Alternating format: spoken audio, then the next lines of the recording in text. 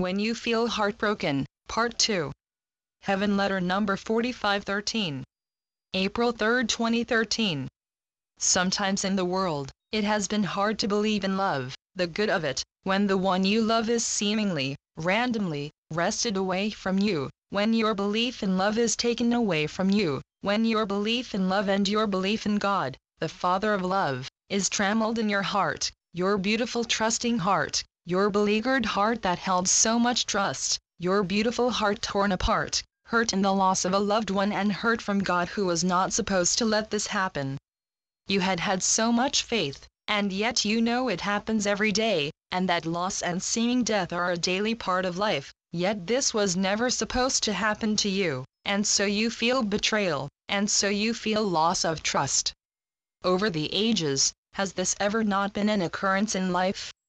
Something that could not possibly be meant to happen has happened, and you feel like the fall guy.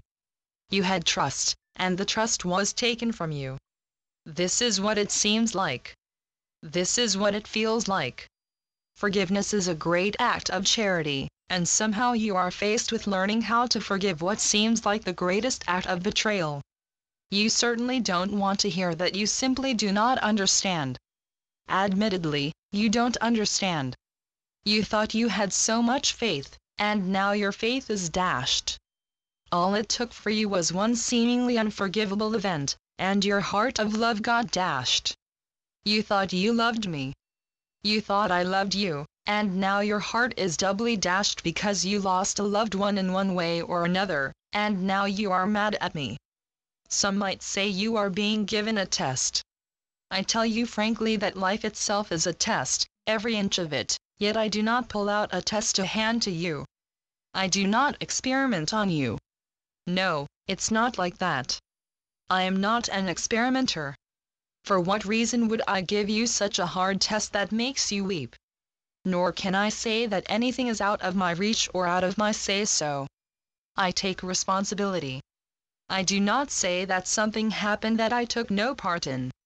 It is not a test, and it is not an experiment. It is an overhaul that is much too much for you to bear. I say that in the long haul, there is something good at the end of the rainbow, yet how can you believe that? Nor am I tempering the steel in your heart to make it stronger.